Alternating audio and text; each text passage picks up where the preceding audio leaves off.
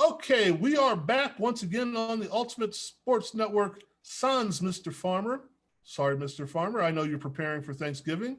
So too bad for you. No, he's having some oral surgery right now. And as we know, he likes to talk. So this has got to be tough for him. So we'll make sure we keep you in mind, to keep you in our thoughts and prayers. Hello, John. Hello, this is the real boxing talk, right, Frank? I can't remember. That is correct. It is the boxing of talkingness that we do on the Ultimate Sports Network.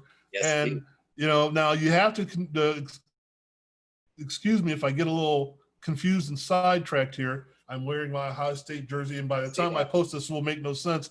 The Buckeyes are on this TV right here playing basketball. So, and of course, as I look at the screen now, it's not a game right now, so who cares? Okay.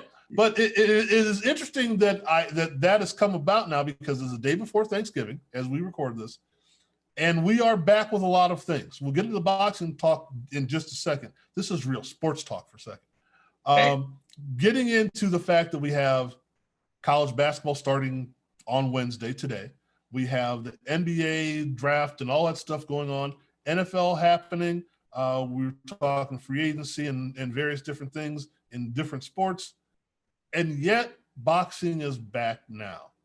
And it's interesting to look at things that are happening in the boxing world, because, and we talked earlier in the year during the first beginnings, the rumblings of the pandemic, that boxing, needs to come back to a point where it doesn't care or is less concerned about the other sports that are on, because boxing is kind of a one-on, one-off, one-on, one-off, one-off. It doesn't need to be quote unquote scheduled as much.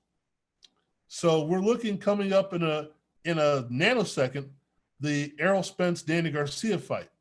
Now, I just thought about this. We didn't talk about this off the air. Would this fight have happened on this day if we were in the middle of the NFL season, the beginning of the NBA season, and the beginning of the NHL season? If we hadn't had the pandemic, would we have went, this is a good fight to have, but, because remember, usually have set months or weeks where we have our big fights. Is this something that is different than the norm because of the pandemic? And will we see maybe a way of looking at going, boxing fans want to watch boxing no matter what. They don't care whether it's on, the Saturday night that there's an NFL or college football game. As long as we have it at the nighttime, we're good. I think it's all of the above. This one was first scheduled for November, a few weeks before that, and then they changed it to December 5.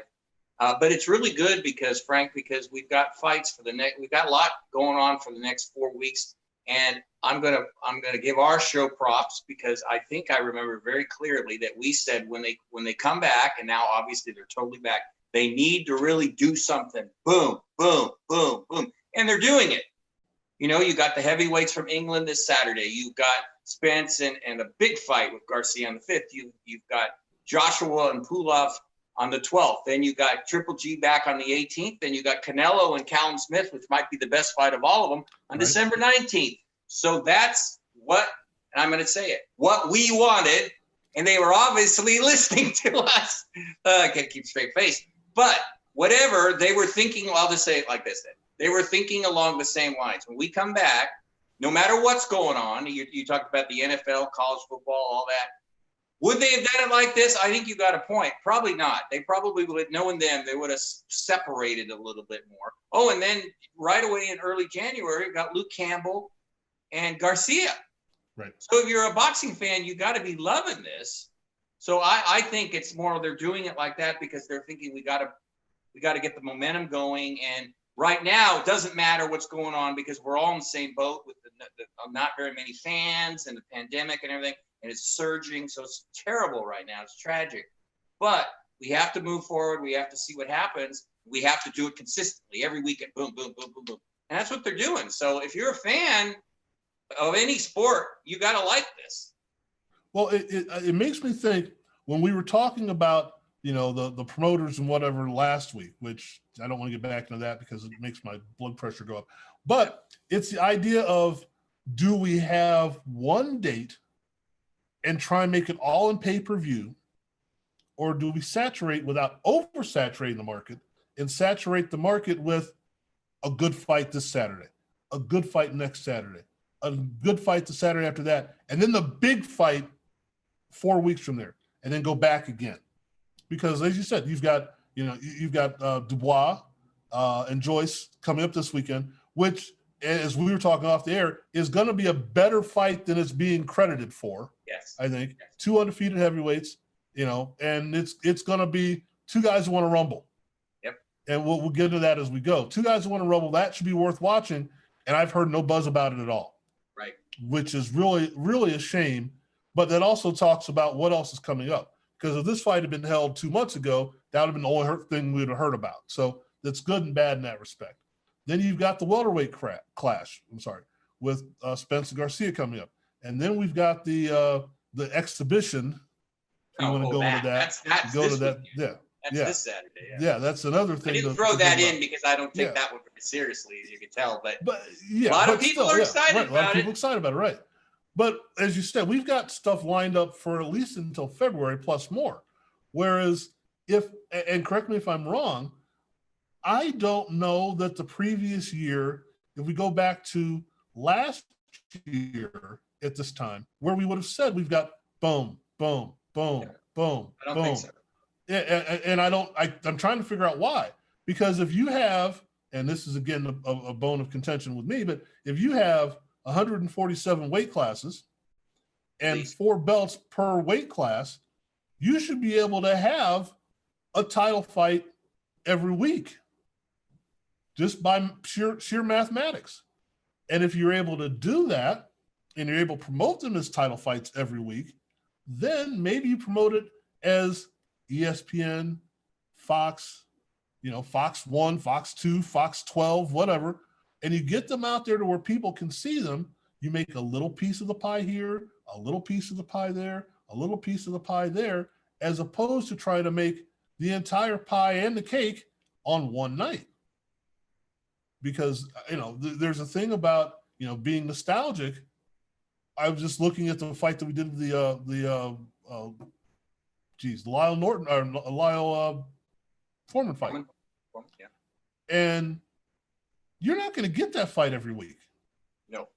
It would be great if you did, but you don't know if you're going to get that fight every week. So if you have that fight and you watch that fight for free, for example, on Wide World of Sports or CBS Sports Spectacular, whatever it was, right? And you go, that was pretty good. Let's see what they bring us next week. But if your dud is a pay-per-view fight that you spent $75 for, $99 for, and you don't get another one for another 4, 5, 6 months, the last time I spent $100 for this, it sucked. I'm not doing that again. I think your advertisers would be more apt to be involved. I think the fan base would be more apt to be involved. And you would be able to say, you want to fight on CBS Sports Spectacular? Heck yeah. You want to fight on HBO After Dark? Oh yeah. See, what I miss, and I know we didn't even talk about this when we were talking off the air, I missed the HBO part of it because HBO put on whether you agree with the people that they had on there, and I'm going to go back to my conversation with Barry Tompkins a few weeks ago, they put on a class act every show. Yes. It was the most important thing they were doing that night, regardless of who the guys were that were fighting, who the undercard was.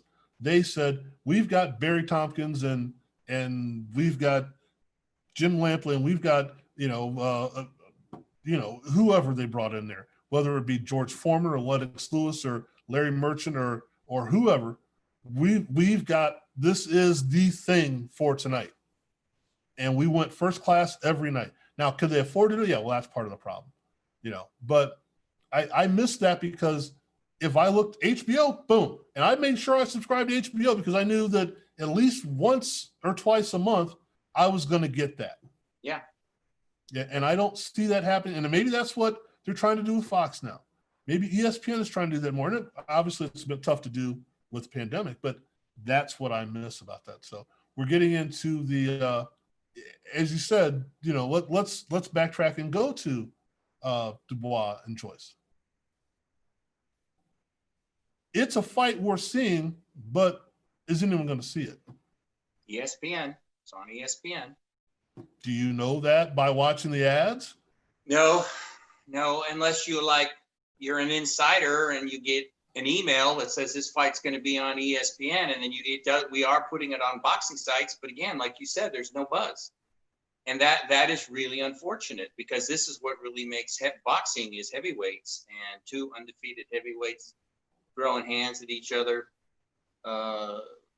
It's ideal, and it won't be Lyle and Foreman, I don't think. But then again, it might go 1 round, it might go 3 rounds, it might go 8 rounds. We don't really know. You got a 35-year-old guy who's got a lot of Olympic pedigree against a lot of Dubois, who a lot of people consider raw, but he seems like a natural to me. I saw the kid in his 2nd or 3rd fight, and he's got talent. Joe Joyce can look slow and ponderous, but then again, he beats everybody. He beats Stavern like it was nothing. Now a lot of people go, "Oh, big deal, Stavern." Hey, the guy was a champ, right? He was a champ, and I don't call anyone that B word around on any of this stuff, because he got in there with Wilder twice and didn't go very well, but he did it, and then he beat the guy that I mentioned last week, Bryant Jennings, beat him pretty convincingly, which I was kind of surprised. So he's got a style that you go, but then he keeps on winning easily, and he's really in shape. I saw pictures of him. He's just as determined as Dubois, maybe even more. And he's 6'6" and Dubois is 6'5". So the savages in us, like I always say, you're going, man. We're going to see here when technique goes right out the window, and they're just throwing bombs at each other. So and they fit into the new super heavyweight class, or whatever it's being called, Bridger minus whatever, they're above that. So I'm sorry, I can't avoid that. But the idea is that we have a potential of a good fight that isn't being. And again, I really try to avoid knocking the powers that be, because obviously they're doing it, we're not, and they have to do things the way they think is right. But I'm looking at it from, I hope, our perspective as fans. If you're watching this show, and we've had a few more people subscribe to the channel in the last few weeks. Thank you, by the way. If you're watching, someone from Australia, we were talking about that the day before, that if you're watching this channel and you're watching what we love, I think we love what you love. And I think that you want to see, regardless of nationality, regardless of weight class, regardless of division belts and all that stuff, you want to see good fights. And the rise of fighters, again, we're talking Danny Dubois, that could be possibly talked about being that next level heavyweight at some point. Wouldn't you like to see him on the ground floor? Wouldn't you like starting to promote him at the ground floor if you're ESPN? Who knows? Maybe he's going to be ESPN boxer for the next 10 years. Yeah. I don't know. Yeah. And you know what? I'll just jump in I think it's the fact that boxing just doesn't get a lot of number one priority thinking with the big shots at the channel. I think they give it what they give it, but they don't think of it as that important. It surprises all the time. I have to go back a little bit with Terrence Crawford. All this talk, we won't get into what we said, but all this talk of, he can't sell. He's this, that. Oh, his numbers were great on ESPN. He had the highest numbers of anybody this year. Now, maybe that's not saying a whole lot, but they were only a little lower than Lomachenko. Now, if he's such a bad whatever somebody said, then how could he have such numbers like that? Right. Come on, man. Let's be honest here. So I don't know what they're thinking. And then in boxing, again, when Davis fought Leo Santa Cruz, right, Gervonta Davis, we thought, well, it's pay-per-view, right? How many people are going to buy it? Well, it turns out over 200,000 people bought it. Now, is that a huge number? Not really. But these guys aren't exactly household names. So to me, that says something. 225,000 buys. I'm sure that guy in Vegas, that we won't mention his name anymore, I'm sure he was pleased with that, right? I'm sure he was, because you just don't know. Right. So ESPN, they're doing a great job. They did the free thing, like we said, with Lomo and Lopez. That was great. So I'm not going to criticize them that much. But I really don't think that the guy who's in charge of the boxing really knows quite how to promote it right. Because you would think that they would do something where they'd say something like, you don't want to miss this Saturday night. We got 2 undefeated heavyweights. We're going to find out who really is good. Something like that. Not like a car race. Come on Saturday night. Boom, boom, boom. But we got two good fighters. They're undefeated. They're heavyweights. They're going to be throwing bombs right here on ESPN. You don't want to miss it. Just something like that. Well, but there's nothing. You don't need the carnival bark. I remember the way I used to do wrestling. I'm Sunday, Dallas Emery, Haystack Jackson against Big Bad Leroy Brown. Yeah, but you don't need that. But you don't need that. But here's where I am stuck. And please send in your comments to unstick me. Here's where I'm stuck. HBO Boxing, HBO Boxing After Dark, HBO this. The stuff that was on for 30, 40 years, however long it was, HBO said, we're losing money on boxing, pull the plug. Yeah. Okay. At least you had the balls to do that. Or whatever phrase I'm supposed to be using in place of that. At least you had the bleep to do that. To me, that says something. We made a business decision. Boxing isn't for us. We're losing money on boxing. Get it off the air. Okay. These other people are like, we still have it on, but we really either promote it like you promote everything else. And I don't mean it, but if it's on, it should be, this is a fight that should be, it should have as much importance as Korean baseball, the KBO. Yes, for sure. You're showing it in prime time. You're not showing it at 4:00 in the morning. You're showing it in prime time. So we should at least get a blurb about it here and there. It should be on PTI. It should be on something to say, hey, this is coming up. It's on the network. You're going to see it on Friday night or Saturday night or Sunday, whatever it's going to be. We were going to replay it a couple times. Take a look. Nothing. Now, I know they got a lot of stuff going on. I get that. But we should know about this. We mentioned something the other day about, the Charlo brothers, the Charlo twins, and how it didn't appear as if they were getting promoted as well as they should. But all I saw from PBC and from Fox of their promotions in the last few months have been the best promotion has been for those two, for the Charlo twins. So if we're saying that they're not getting as much pub as they may deserve, who else is? If you're gonna show it, show it. And again, I'm not in publicity with these people. I don't know, but does it hurt to have on the bottom line? By the way, on Friday we've got boxing, and it's going to be. They've shown the Triple G fight's been made, but they haven't said anything about. We've got boxing on this Friday night. You might want to take a look. Yeah, and with Dubois and Joyce, now these are two guys from England, right? So maybe the thinking is, but then it shouldn't be, because it doesn't matter where they're from. The fact is that they're undefeated heavyweights, and they got to know that heavyweights, good heavyweights, let's say, qualify it, right, sell boxing. So how hard would it have been to cobble together a few clips of them knocking a couple of guys out with a voiceover saying, you don't want to miss this one on Saturday, 30-second spot. How long would it have taken? An hour, 2 hours tops? I mean, I've done production for years. It wouldn't take them very long is the point. And then insert it in a few places during this week and see what happens. If the numbers go up, you go, okay, well, obviously, if they stay fine, okay. But it's not going to cost you any money, I don't think, to do it. So I don't know. And in the Charlos got, in my opinion, got screwed before, that they didn't get the promotion. And at least they're getting some of it now. Right. But they should have got more of it before, and it makes you wonder, did the network really believe? But let me just say this about HBO. I completely agree.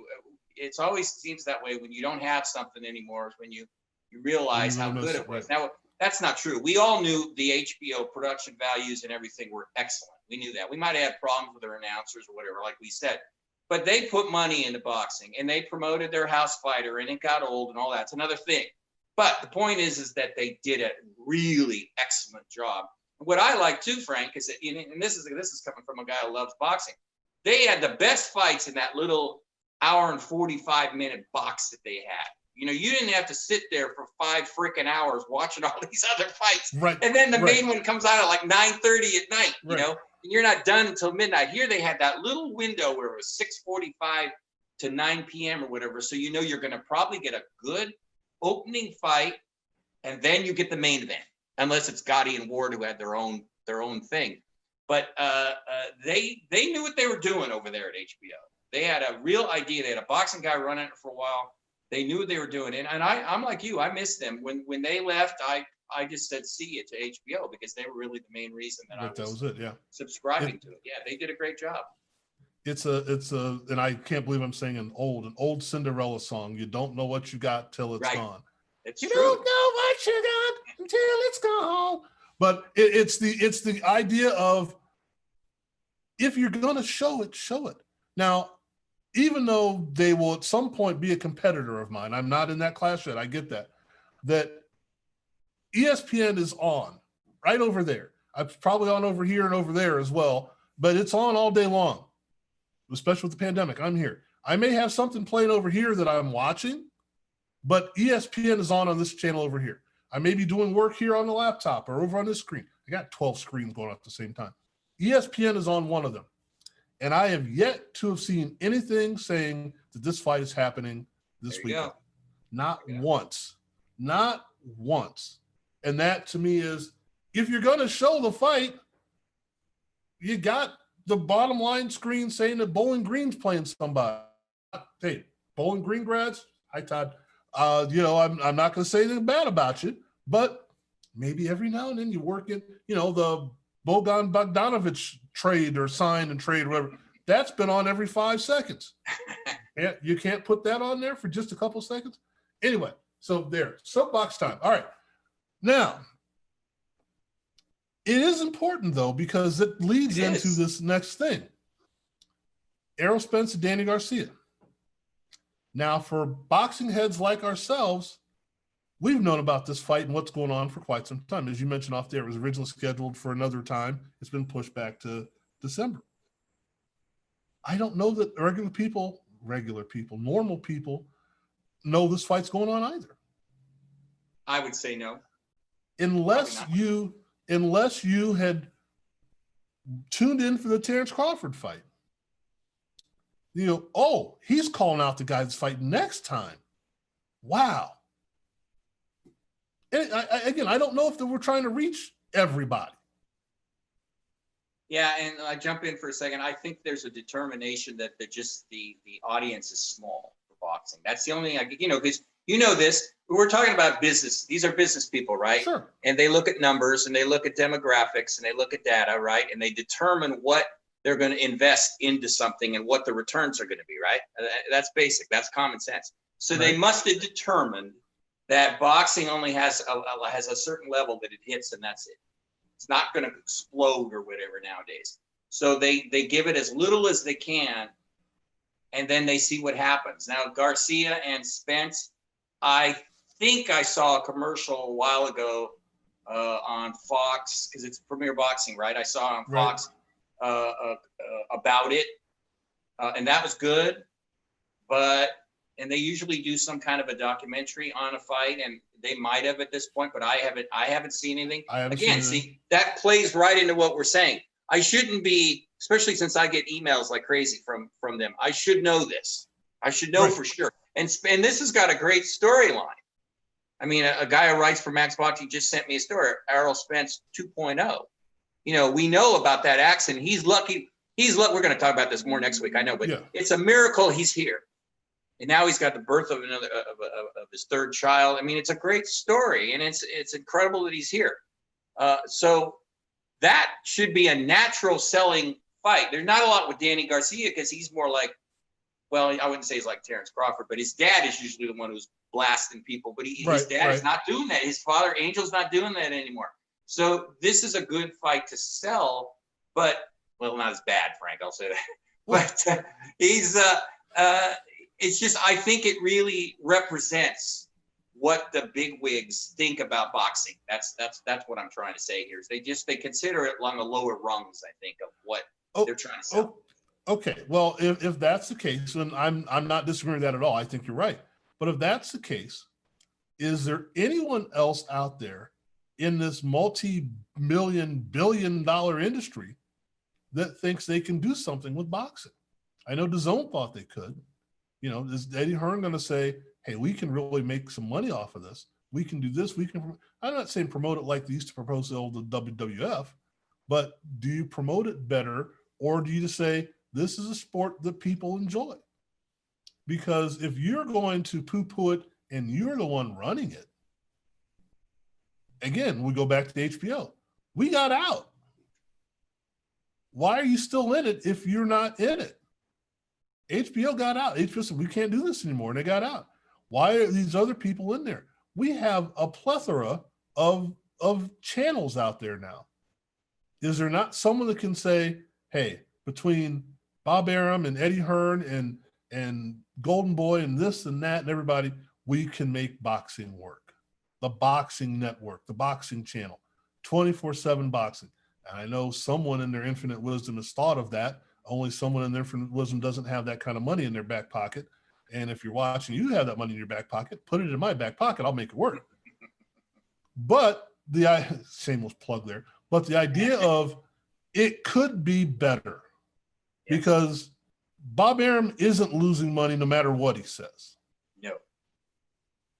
Eddie Hearn isn't losing money. Nope. DAZN may have been losing money, but that really isn't their fault. You know, that everyone had that happen to them and got their legs cut out from under them.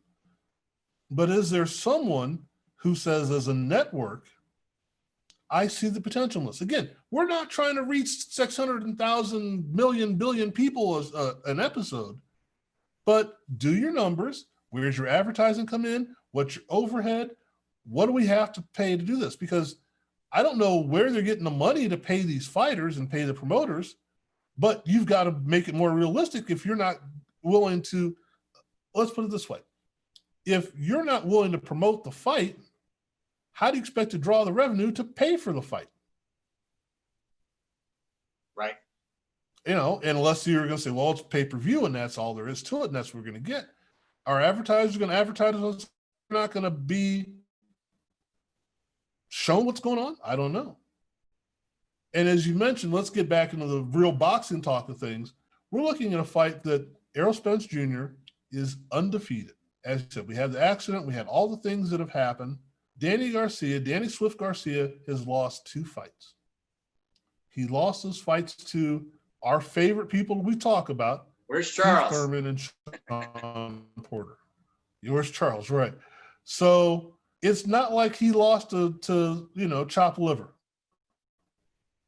So this should be something that we should know about in passing. Now, granted, I'm not out walking around in public like I used to be, so I don't hear that buzz of what's going on, especially here in Las Vegas. But it's still something that's happening, yet it's not a happening.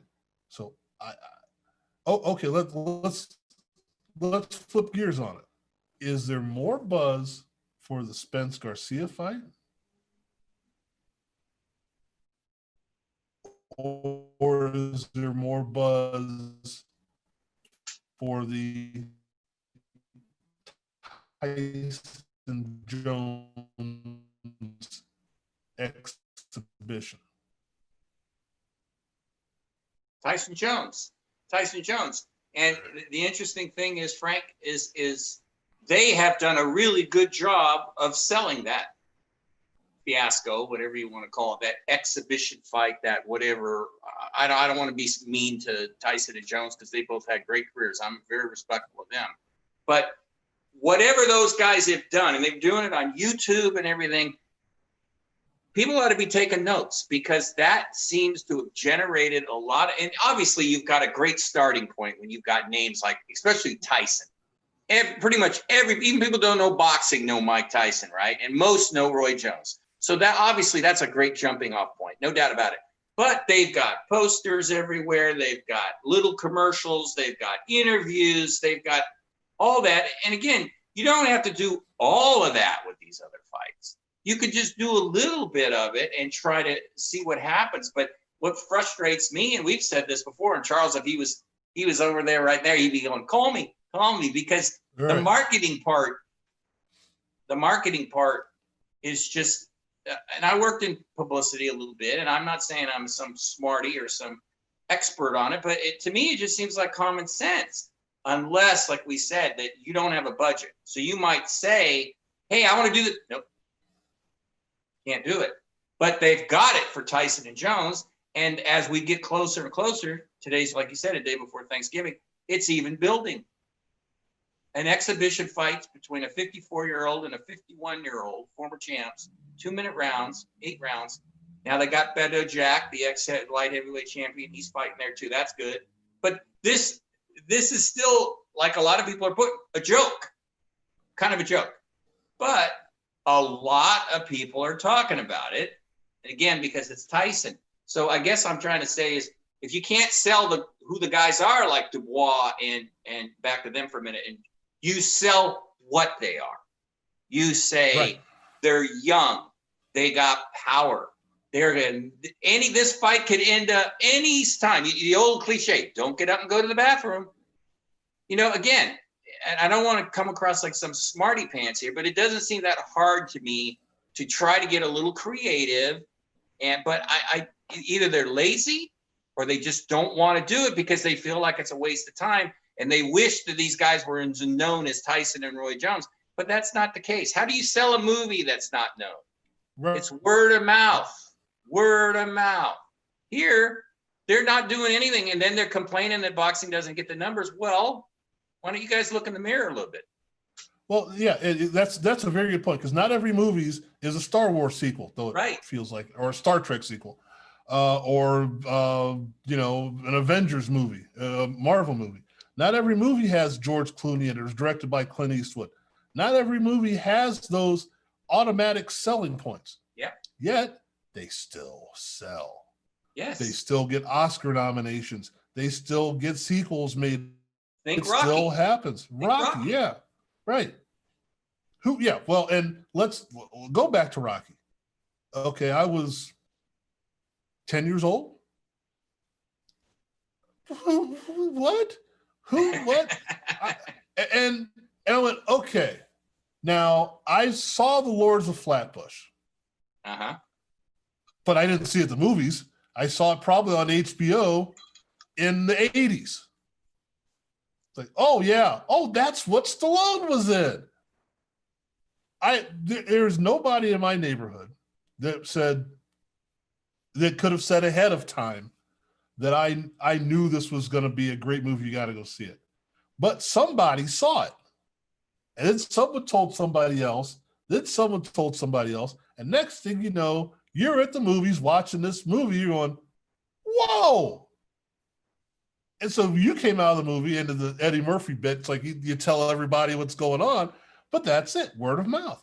Now, yes. What fight in the last, and I'm using the word loosely, so I'm going to give it away here. What fight in the last 5 years had the most buzz? Well, that guy and that other guy from the Philippines. That guy and that other guy with the whiskey, right? Yeah. Yeah. And you're thinking, how is that possible? Well, they pinned it on 2 names. And that's great. That's what you do. That's fantastic. I was posted up in the sports book, near sports book to the arena before that fight. And it was crazy. It was. I was there too, Frank. Damn, I wish I knew you were there. Insane. I was there. It was insane. Yeah. I was the guy in New York that was at the little table as the cafe there that had his little microphone set up, and then I got run out. But it was nuts, right? Just freaking nuts. And I don't think I've seen that kind of buzz for anything. So it helps to have word of mouth. But how many fights have we had here and elsewhere that were just as good, that also had some kind of oomph to it? And that's the thing. And again, like you said, maybe it's the cost of promotion. But promotion, as we know from publicity and PR and whatnot, that it's not the same as it used to be. You don't hire a PR house and they've got 75 people on staff that have to do that. You have some trained monkey that goes boop, boop, boop, and it's now on Twitter, and you've got to let Twitter deal with it. It's on TikTok. You let TikTok deal with it. It's on Instagram. You don't have to do as much now as you used to. So it doesn't cost as much as far as manpower. Now you still have to pay for the ad space and all that. But if you want to generate buzz, you get it out there. I haven't seen anything on Twitter about this fight, the Dubois fight. Nothing. Haven't seen it on. It hasn't even been posted on our site, which is an oversight by me. But it's just nothing. And again, we're using this fight as this is an oversight on our part as well.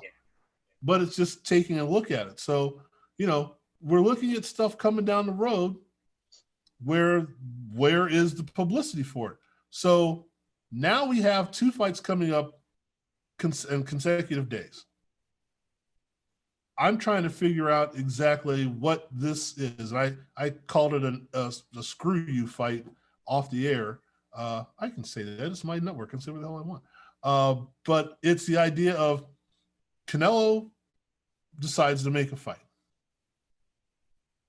which Callum Smith, it should be a good draw. It should be a good fight, right? It should be a good fight. And it just happened like that. It seemed like it just happened like that. Well, it kind of did. Yeah. And then lo and behold, Triple G does the same thing. Now, the Triple G fight had been in the works for months and has been postponed a few times, but just to suddenly go, hey, we're going to fight the day before Canelo fights. Coincidence? I think not. But they also were able to make the fight. Now, we've heard more about those 2 fights, even the Triple G fight, which just was announced yesterday, than I've heard about the Dubois fight. Now, let's get off the Dubois thing. Let's look at this. What are we setting anything up with this, or are we just saying, as I called it, a screw you fight? Well, this is the zone, and as we know that the rumors are they were having money issues, but whatever it is, they can talk about Canelo's fight the next day during the whole broadcast of Triple G's. So that's good. I mean, if you've ever watched the zone, that they like to show these short little features of upcoming fights. So you can bet your last buck that they're gonna talk about Canelo and Callum Smith. They'll probably have a feature. They'll have a feature on the channel about the fight.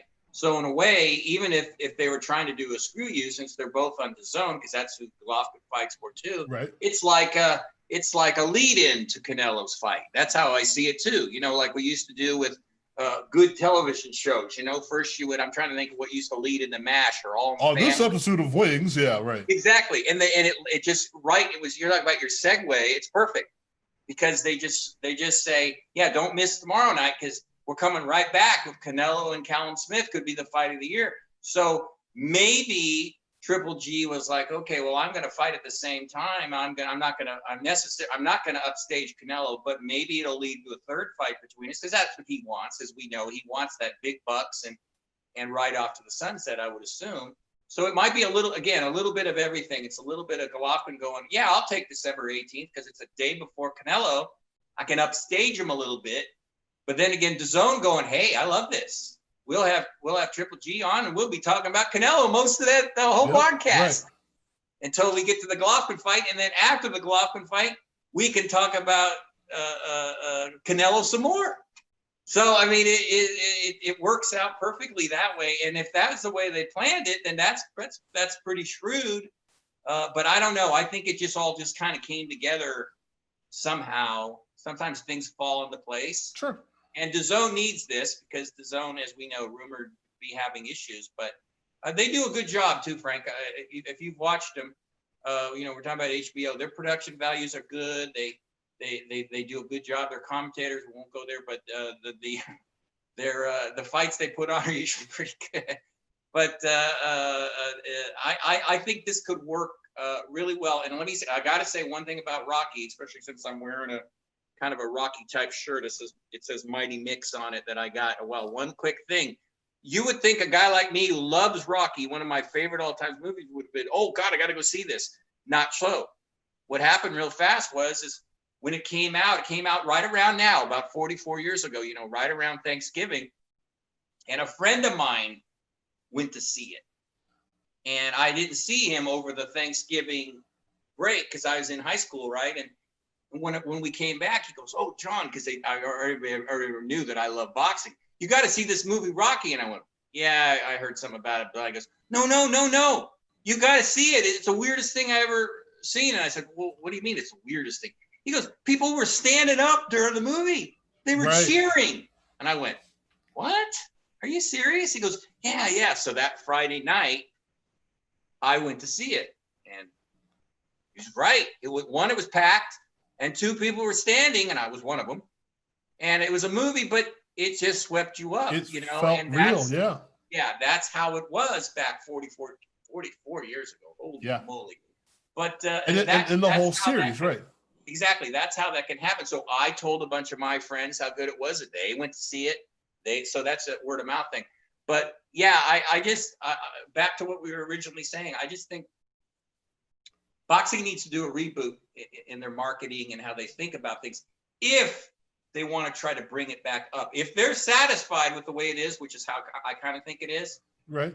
That's cool. Fine. But this is a good start with Golovkin fighting the day before Canelo, because again, no matter what it leads to, Golovkin, Canelo 3, which I'm like, or whatever, they're trying something possibly. Or then again, it's just to screw you. And Golovkin said, yeah, that jerk, I'll fight right before him. I'll take away something. I'll say I fought first, buddy. Something, who knows? But whatever, it's actually going to work for everybody, I think.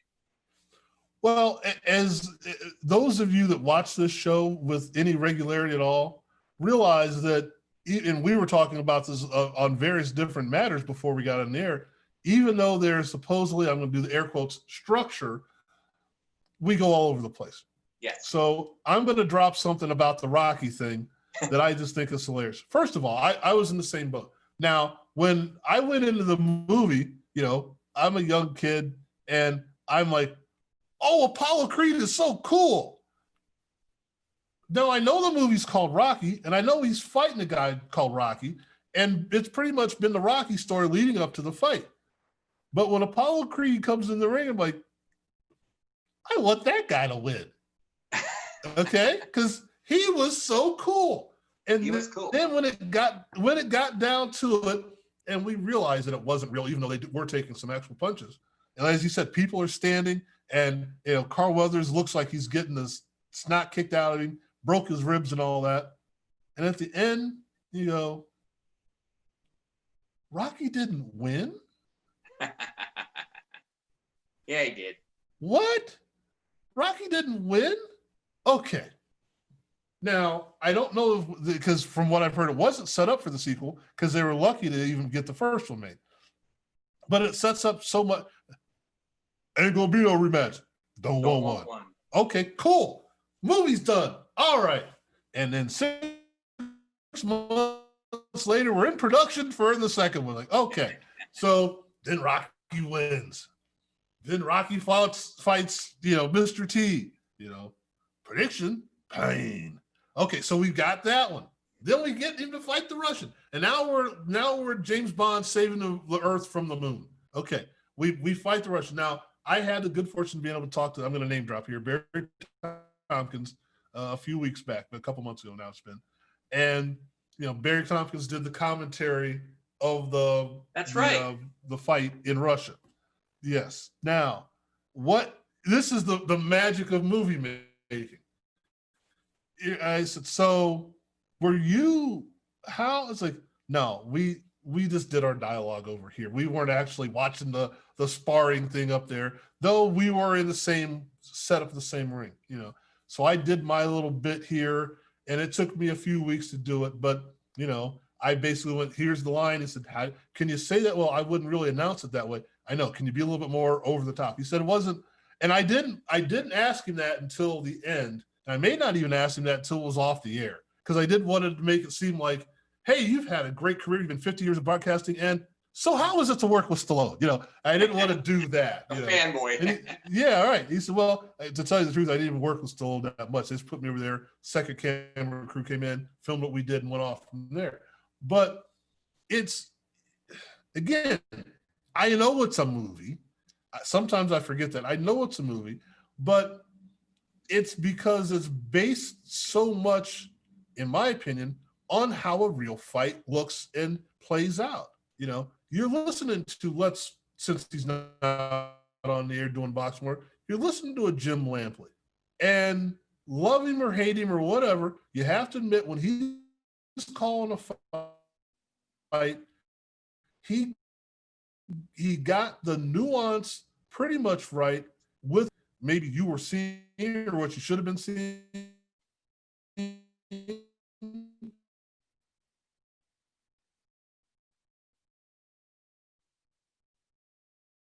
In front of me, and I'm watching it. And then the same thing with Rocky was like, okay, this is what's happening as you see it. So when we watch a real boxing match and we expect it to be Rocky, it is to a certain extent. Maybe not all the backstory, but watching the Franco Maloney fight from the last week or so, I felt that. I felt Maloney's pain going in because I knew the backstory. Right. I felt the redemption of him in the ring doing what he had to do. I felt Franco being, whoa, this isn't the same guy I fought the last time. It didn't need commentary. It was nice that it had it, but it didn't need it because that's the essence of what boxing gives us, I think. And I think that if you were to promote that better than what you do, we'd have a lot more people involved. It's not just people punching each other in the face. There's more to it than that. Just like football isn't a guy running a slant route and see if he gets his head cut off. You know, just like basketball isn't seeing if somebody can dunk on somebody. Baseball's not all about the long ball. There's more to it than that. And they take the time to give us that, usually. But for some reason in boxing, we don't want to promote that. And I don't know why. Because if we can get into the Rocky movie and stand and cheer, or if we can be amazed by Raging Bull, if that really gets us there, Somebody Up There Likes Me, we can go through all those movies, Body and Soul. We can go through all those movies, and the essence of it is it's a mano a mano story, just like what's behind you there. The essence of what it comes down to is it's you and the guy across from you. Yeah, you got your trainer over here, you got your cut man, you got the announcer, you got the camera. It's a whole symphony of stuff going on, but you got to focus on what's happening there. And those are the stories we love right now. This story should be plastered all over the place. Errol Spence being questioned about a lot of things, adding to his family, coming off of a horrific car accident. We don't know if he's set up or not. I saw an interview with him after the accident where he said he was fine. His face was still puffy. He didn't look like the same guy. I mean, not too far off, Danny Garcia, we know what his dad is involved with in his career, with a break or two here or there, he could be the guy we're talking about, Porter and Thurman. No problem losing them. I mean, those are two guys that, hey, if you're going to lose to two guys in that division, those are two guys you lose to. It's a story, but we're not getting the story. Yeah, I agree. They try to give you a little bit, but I don't think they go far enough sometimes, because boxing, you're right. Boxing, when you know a little bit about somebody, at least for me, it draws me in emotionally, in a sense. When I hear a guy's story, and like Maloney is a great example, because we remember he lost the first fight. He was crying in the ring. And so even as a cynical old journalist like myself, you're not so old, Frank, so I'll just say you're a cynical journalist. Me too. I'll put the old. No gray here. This is the colored second gray. fight, it's really gray. As we said, he got screwed. The Nevada Boxing Commission has nothing. They have no guts, nothing. They just covered their own. This is my opinion. So covered their own ass. And so here he is in Vegas for 5 months and missing his family, and that's what happens to him. So here's this guy again. So you're already, when the fight starts, you're like, I'm watching and go, "Ooh, Maloney's on tonight. He's going to win. He's going to get his revenge," which we all love. We love revenge. Best served cold. We love all that. No. Some fluky, whatever happened, I still think it was a punch. They think it was a butt. I don't even know if they think it was that. They just want to cover their own asses. He got it again, twice. So he's getting weepy again while he's being interviewed. And I could understand. I mean, boxing, thing a lot of people don't understand too, Frank, is I know you know this. Some do. I'm sure Charles does too. So these guys, hanging around these guys like I've done over the last 10 years, they put the ones that are real serious, they put everything into this. Right. Everything else in their life is secondary, including their family, like he just did for 5 months. So when something like this happens, it is so upsetting. And then this, even with the guys that come into another guy's backyard and they're not supposed to win, and they've got a record of 3-8, and the guy is 10-0, and the guy who's 3-8 saying what they all say, look, I'm really in good shape. I took this one serious, and then he performs. Right. And you're watching it going, oh my God, is he going to win? And then because you've been watching boxing so long, you go, they're going to take it from this kid. Right. That stuff drives me totally. And they do. And you can predict it. And that's where it just drives me crazy. But again, that's a story. Agreeing with your point, that's a story. We won't talk about all the Rocky sequels. That's another show. I like Rocky. Rocky 2 was fine, but then Stallone just went, it was fine, but he just went way up. I like the grittiness of Rocky. I like that. I liked all that stuff. But the point, a really good point, the really excellent movies, boxing movies, and there's a lot, like you said, The Setup, Body and Soul, Champion, somebody up there likes me, Fat City, right? Rocky, I'm sure I'm forgetting some. Requiem for a Heavyweight. It's the story. It's the fighting part is more secondary in a sense, right? You remember the fights like in Rocky, but in Raging Bull. But it's that story. It's the story, right? Again, they try to do that, but I don't think they do it. Mark, what's his name on ESPN? He always does the features. Mark Kriegel, really good writer. He does those, and they're pretty good. But could they do more? Of course. Because isn't that the way you bring somebody in, is you get somebody attached to a story, right? Sure. They go, oh, man, I got to see what happens with this guy. Like Charles is with Chocolatito. He's totally invested. He wants to see his next fight. He's already in. So that's how you do it.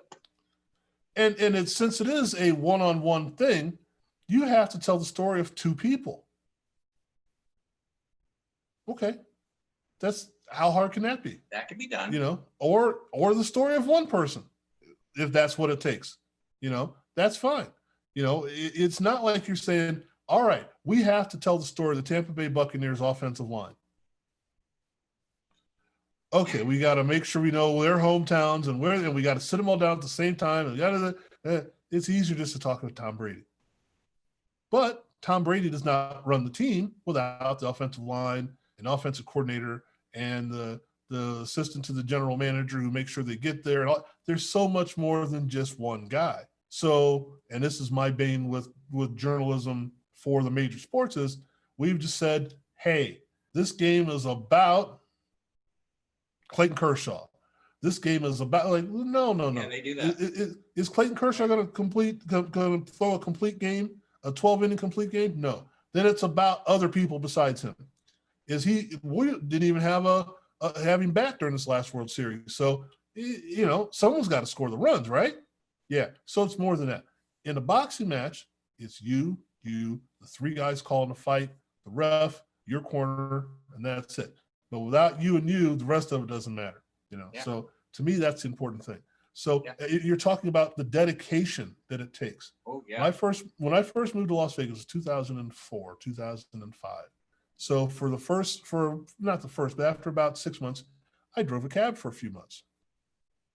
So I drop off at Binion's downtown Las Vegas, and it's like 3:30, 4 o'clock in the morning, waiting for another ride, just sitting there. It doesn't take long for rides to show up in Las Vegas at that time in the morning.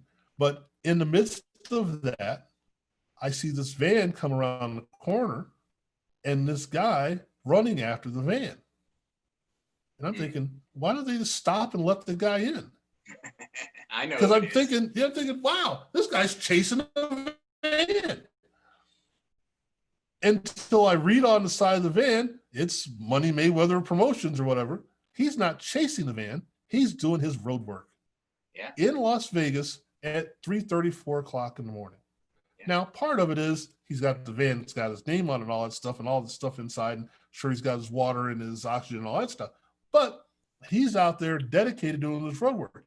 Now you say, well, Frank, it makes more sense to do it in Vegas in the heat at 3:30 in the morning than it does at 3:30 in the afternoon. Yes. Are you out there doing your road work at 3:30 in the morning? Yeah. No. Yeah. So there is that. Now, again, you say, well, that's bred into him because he's raised by champions. Sure, that all that sounds good until you go out and do it. And the thing about boxing is you can make all the reasons, all the explanations, all the excuses. You can have everything that sounds just great for why it's being done until you go out there and allow another man to punch you in the face repeatedly, often, day after day, week after week, year after year. That is your career. Try it. Try it once, then come back the next day and try it. Then find somebody better and try it. Then go up against somebody that you know is better than you and do it for the paycheck. Let's see how much you love boxing then. And that's the thing. That is a story for everybody. The Darnell Boone story. Right.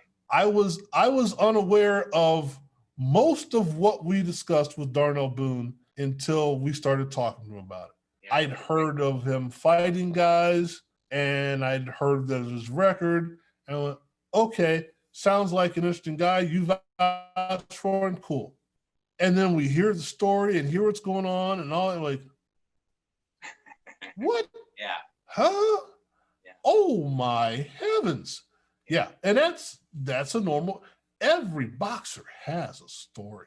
Yeah. You don't get into boxing and get to that elite or near elite level without there being a story. You know, who am I thinking of? Calvin Brock, the punching banker or whatever he was named as. You're doing what? You can go work in the bank and get paid and have a normal life, and you're going out there and letting people slap you upside the head? What? That's what he does. That's what he does, right? And we talk about Old Timers Day, at which we're going to have here in another few days, but we talk about, you know, once you're done playing football, you're done.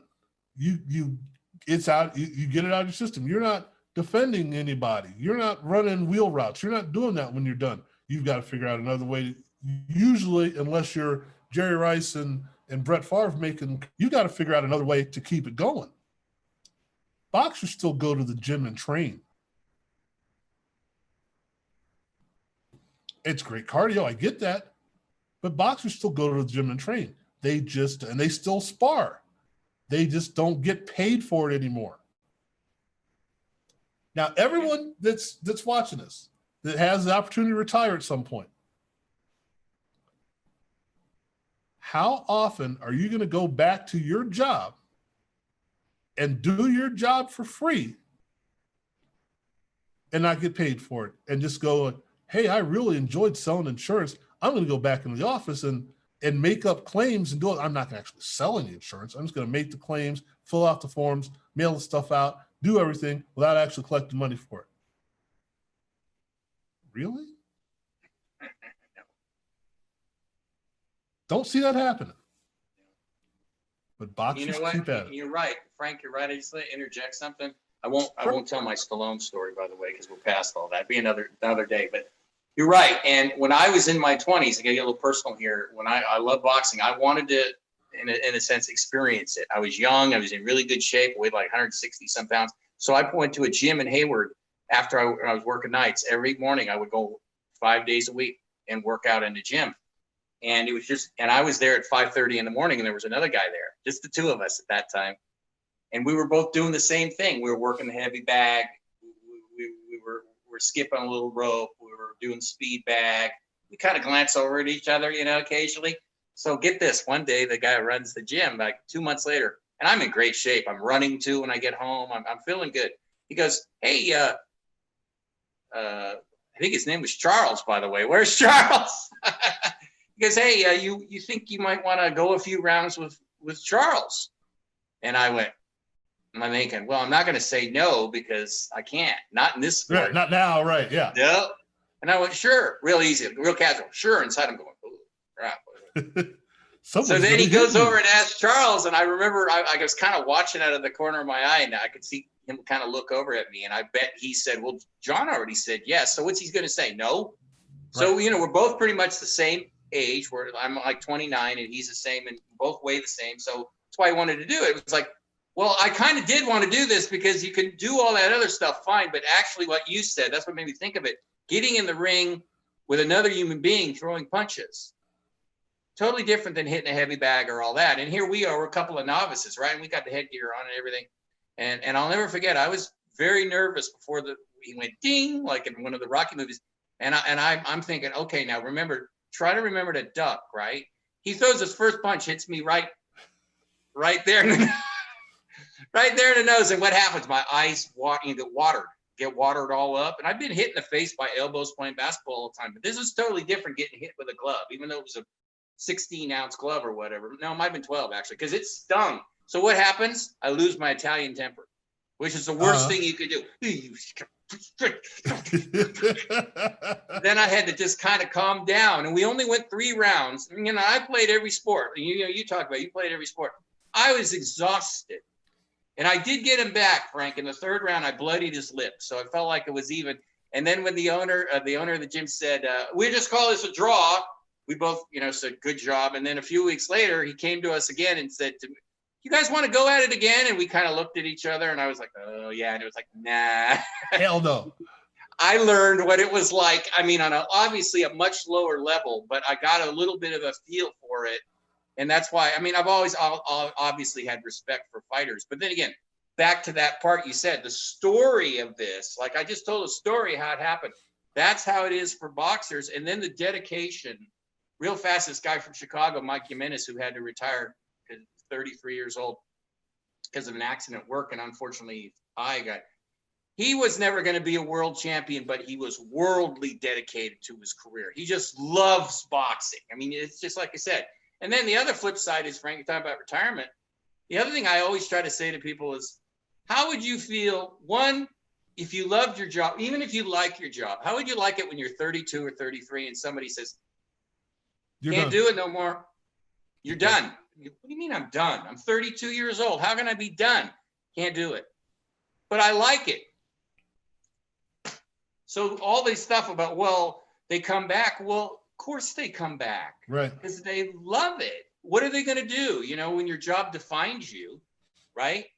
So I have ton of empathy. Even the old guys are fighting this. I'm right. Sure they've had more fun getting ready for this than they've had in years, right? But so it all ties into what you said. With the story. That's the selling point. That's what's always been, like the books, everything, movies. It's always been the story in boxing that really, and then if the fight leads up to whatever, then it's a double bonanza. But the story is what really is intriguing, always with boxing and people. That's what the Ultimate Sports Network is about. Capturing that story. I did a piece with Lenny Krazelberg. Now, if you don't know who Lenny is, Lenny said, I'm going to get this right, 4 world records in 3 days in the backstroke and swimming. Okay. And he won 4 golds. That to me sounds like the story. And that's all I knew. That's all I knew. So I get him and I get him to contact me. And he's like, okay, yeah, all right, we'll do it at whatever time we decide to do. And he literally is on his phone in the car, and he pulled off the side of the road to do the interview because he was on his way to the pool, right? Of course. Oh yeah. So I said, well, okay, so he's a lifer. He's on his way to the pool. Lenny grew up in that fractured, Russian, Soviet, whatever it was, and he started swimming there, but he hadn't really taken off to be one of the elite swimmers there. So when all that happened, his family moves to LA. Doesn't speak English. Doesn't really know what's going on. It just is trying to assimilate to America. And I will make this as short as possible. Ends up after about 1.5 years, 2 years, getting back into the pool. And that helped him to assimilate with people, being part of a team and whatnot.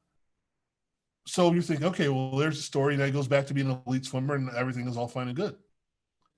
Swims on his high school team a little bit, goes to junior college, walks on at junior college, has to talk his way onto the team. And he said guys that he faced in the Olympics later were beating him by 30, 40 seconds. Jeez. Talks his way into a tryout because his coach at the junior college was at USC. So he gets himself to a point where he can go to USC as he's going to, just as an education, to use the pool, not necessarily to be on the team. Coach at USC sees a little something and says, we can shave your time a little bit. We can get you better. Eventually makes the team. Eventually becomes one of the top-ranked swimmers in the country as a former walk-on twice. Posted an Olympic qualifying time, goes to the trials, makes the team, and in the interim sets world records and then wins gold medals once he gets there. So the story isn't the gold medals. The story is, again, it's the perseverance and all that. But it's just to say, now it sounds like a great book from here, but you've got to think when you're going through it, what's and that's the thing with all these guys, you know, and that guy whose name we don't mention, I'm going to mention, Floyd Mayweather Jr. It sounds like a great book. Well, he's, you know, his dad and his uncles were all world-class fighters and blah, blah, blah, blah, and all this and everything. That all sounds good, but he still has to get there. And is it more difficult? Is it easier? When you're a 7-year-old Floyd Mayweather Jr. and you see all this before you, and you can't throw a punch yet, or you can't take a punch yet, or you're a smaller kid, because let's face it, Floyd didn't grow up to be, 200 pounds. He's still, 147 and maxed out at that. So you figure when he's in school, he's probably one of the smaller kids in school. Does he bully? Does he get bullied? Does he have problems with that? Can he play other sports? What, there are so many things, excuse me, that go into those questions, into that stature of becoming that guy. And that's the fun thing about boxing. We hear the story of Anthony Davis, who was 6'1" at one point and sprouted to 6'10", and that helped him become an elite basketball player. Well, being 6'10" helps. There are only so many Muggsy Bogues in the NBA. There are a lot of Muggsy Bogues in basketball, or I'm sorry, in boxing. Yeah, no, I agree. If you can't admire somebody like that story you just told, who went through all that to get what they got, then you don't have a heart, as far as I'm concerned. Because right. I think that's what makes stories and in lots of careers, actors, they work this crappy job for 20 years or whatever, waiting for their, and even though people are telling them, what are you still doing that for? Why are you? Right. Because they love it. And eventually it works out. Now, for millions others, it doesn't.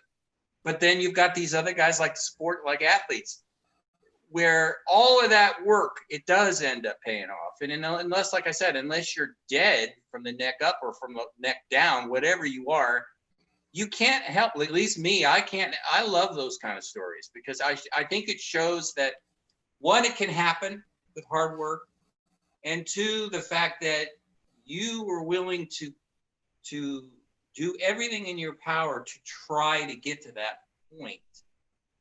That shows me a lot, with a human being that does that. And not a lot of them make it, but a number of them do. And when they do, like, the respect is just flowing out of me, because, and it starts with a dream, again, talking about myself for a second, 50-year-old guy working nights. You've got your story, Frank, you're driving a cab. I mean, I just decided that I wanted to do something different, and through hard work and luck and help from people like Bill Kaplan and guy in Australia, Anthony Cox, they paved the way for me. You can't rarely do it alone. Right. But it took a lot of hard work. I mean, it was a lot of years of nothing. And my story is obviously a lot smaller than these guys and what you were just saying. And again, you got to be dead to not admire people that say, okay, I'm going to put it all on the line right now and I'm going for it. Because again, no guarantee you're going to make it, and a lot don't, but you're at least willing to try. Because I remember thinking, Frank, when I was younger, I don't want to be one of those guys when I'm 70 sitting there in the backyard going, man, I should have tried. I wish, yeah, right. And I mean, like you with Ultimate Sports Network, I mean, you're putting it on the line all the time, and people need to support people to do that, because this is not easy doing this. I mean, we're having a fun here doing this part, right. But the rest of it, and this is what you're saying, behind the scenes, all the work, all the aggravation, all the frustration, all of, that's not fun. Well, I look at it, this is an American way of looking at it, I'm sure, but I'm an American, so that's what I look at it. Our take on it is bigger, better, stronger, taller, faster. It's easy to fall in love with Deontay Wilder. Well, maybe not so much now, but the punching power and all of that. Yeah. It's easy to fall in love with Muhammad Ali or an Evander Holyfield or even a Ray Leonard. It's easy to fall in love with that guy because you can see them out there performing that level. And even though I have a problem with the multitude of weight classes, just think about this. You go through life. You know, you're the smallest kid in the picture in third grade. You know, you're working at things, but they're telling you you're never going to play football. Too short to play basketball. You know, your strike zone's too small as a baseball player. You can't throw the ball from right field to get it to third base. There are so many things you cannot do. And you find opportunities like, well, I can become a jockey or boxing. So you're 5'5", 125 pounds, and they call you world champion. There's not a story behind that. Right. There's not a story behind that. Oh my goodness. And we may not be able to pick you out of a lineup of people walking down the street and say world champion, but you can go world champion. That to me is impressive. Yeah. That to me is something I can't do. Yeah. And just because I'm not bigger, taller, stronger, faster doesn't mean that I don't have the heart and the perseverance to do that. And as we've talked about on this show, and I know that, as we've said, we go all over the place, but as we've talked about on this show, that there are, again, maybe too many weight classes, but the recognition for those people, as we talked about, you got to see the monster. In a way, I don't care where you're at or Nonito Donaire. You have to see these guys fight. You know, I remember when there was the buzz around Michael Carbajal, Little Hands of Stone. Yeah, but he's a little guy. You got to watch him fight because he's in there with other little guys. You know, it's not like he's in there with, you know, some behemoth. Now you throw a Paul Williams in there, you go, no, this isn't fair, you know, but he made weight, so you got to figure something out. That is the part of it that is so exciting because, and this is where we're going to get into our reform later. I think I'm going to do a show called Frank Gordon Fixes Things That Don't Need to Be Fixed. But when you're 160 and the other guy is 160, day of the fight, you're both 160. You're beating someone similar to you or fighting someone similar to you or 135 or 147 or whatever. It doesn't change. Now, we can extrapolate from that with more regularity than you can in other sports historically as well. So we can look at Roberto Duran as a lightweight and compare him to other people as lightweights and go, when Duran was a lightweight, I'm sorry. Look at this guy as a lightweight. Don't look at him when he got puffed up to be a middleweight. Look at him as a lightweight. What do you think of that? You know, when we're talking about Bud Crawford being, is he, and his promoter isn't saying it, does he deserve to be in the same conversation with Tommy Hearns and Ray Leonard and other great welterweights at that time? We can watch it, the eye test. We can see it. When they were 147, he was 147. What do you think? That makes it easier for that. There's still no definitive proof, but it makes it easier to see that. And again, that is the beauty of the sport. And I think we're missing that, and not just us, but the general public. Well, yeah, and you know what, Frank, you made me think of something too, because I always talk about this when I write articles. Well, not always, but sometimes I talk about levels. You know, there are levels. Everybody has a level. Any sport you play, if you're really good in college, or high school, doesn't mean you're going to be good in college, because you're going to be going against guys who are all everything in high school, and they're just better than you. It happens in boxing. There are levels. The guys that I really admire are the guys who know they're not at that level, and they have to do everything in their power to even come close to compete with these guys. And you made me think of a man who I admired all my life and who I've mentioned on this show many times. You know where it's going. I mean, I love Muhammad Ali, but he was more of a natural athlete than Armando Muniz. Armando, he made me think of it because he had all the disadvantages. He was only 5'6", very short arms. Nobody thought he would amount to anything. Right. He's the uncrowned welterweight champion. He beat Jose Napoles, a Hall of Famer. He did it. Yep. He did it all by grit and work. And he's tough as nails, obviously. That is the kind of example of a person that I can't help but admire. I mean, every time I'm around Armando, I give him a big hug, and I love that, you know. And again, and it shows that what people can do when they're really determined. But sports is that way, like you were saying about the levels. And when somebody raises their game up like that, it's just incredible to me. And that's why I love sports so much. You see it in all sports. You see a football player, a baseball player. You see a guy who's been on the bench most of his career, and then he has a great year. You're like, where the hell did that come from? Well, he got a chance. So, you know, again, to me, this ties into the whole story part about sports. That's why I love sports, is because there are a lot of stories like this, and these guys should get the credit they deserve for doing what they've done. And I love the fact that we're talking about it today. I went to band camp, and they had a ping pong table tennis, and I kicked everybody's butt like it was nothing. I was all band camp ping pong champion, right? And I'm pretty decent, I thought, at ping pong. So I go to the main campus, Ohio State, and they have intramural ping pong, intramural everything. I think they had intramural curling there when I was there. Intramural ping pong, right?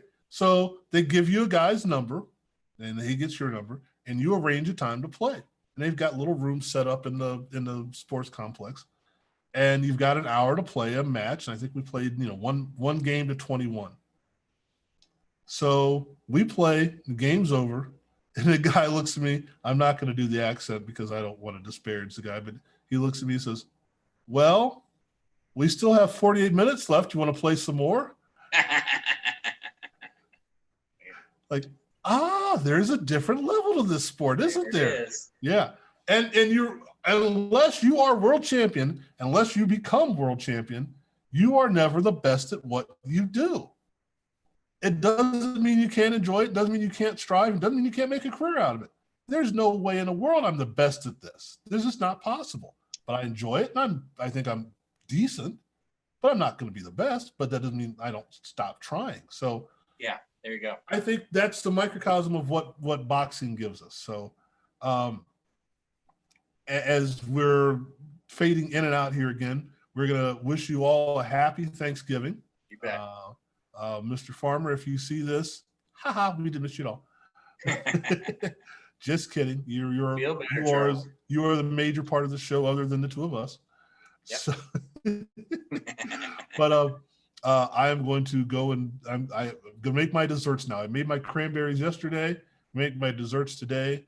My turkey. Oh yeah, because I've witnessed other people do this. You spend all day Thanksgiving cooking, and then you don't want to eat. So I'm going to get as much of it out of the way as possible. I have a 400-pound turkey I've got to cook. So whoa, I don't know. This turkey must have been working out in the yard before they killed it. I mean, it's huge, and it's just me. So when you tune into Real Boxing Talk in March, I'll still be eating turkey. So well, good leftovers. Yeah, good leftovers. So again, we're looking at stuff, and this is the fun of this show. As we were talking pre-show about structure on other things other projects working on, we realized that there's structure to the show without there being any structure to the show. So I didn't know we were going to Rocky, but that's pretty cool. And I didn't know that we were going to try and solve all of the broadcasting of boxing, but hey, if anyone's paying attention, maybe we have personal an idea. stories too, Frank. Yeah, personal stories. Yeah. Stories, Yeah. And for those of you that went to band camp with me and I beat you in ping pong, Gotcha. So thanks again, John. Tell the people where they can find all those fun little knickknacks behind you there. Oh yeah, well, I run Max Boxing. I'm going to say that like I'm some big shot, which I'm not, but www.maxboxing.com, articles all the time. And of course, we're covering what we talked about 8 hours ago, Dubois and Joyce, and that's all there because we're with Seconds Out, and they're in England, so we've got all the best stuff there, and we're on YouTube also, so is Seconds Out. And then, of course, the books, my babies behind you, especially the middle one was mine, and then the two with Dennis and Jerry. A few more rounds is the latest with Jerry. And that's like kind of what we were talking about here, Frank. Those are more personal stories about the whole boxing experience, but not just fights and fighters. Fighters, yes, but more intercut with our relationships with fighters and friendships. I've got a whole thing about Armando and my favorite fighters, and so does Jerry. So you really get an insight about that. And then, of course, Intimate Warfare is just a compilation of how I did this whole thing for the last, whatever this is, for the last 10 or 11 years. And they've both gotten a great response. And of course, what started this whole thing, Intimate Warfare, talk about a selling point, Gotti and Ward, Ultimate Warriors, great guys. We didn't have to do much except just talk about them, and it sold itself. So, always kudos to Gotti and Ward. So yeah, they're all available on Amazon. Well, for those of you that are going to take some time off between now and the first of the year, that maybe come back a few days to work, and again, most of us working from home still, in the midst of what you're doing, flip over to the Ultimate Sports Network, check out what we're doing. There may be something that jumps at you. Maybe you have a few ideas. Heck, maybe we'll even start a little call-in show. You can come talk to us yourself. So, and as an aside, it looks like I'm always asleep. I'm not. I notice that every now and then when I'm in the bottom of the screen. That's just the way my eyes are. I'm paying attention, folks. So enjoy yourselves. Have a great holiday, and we will talk to you soon. Take care.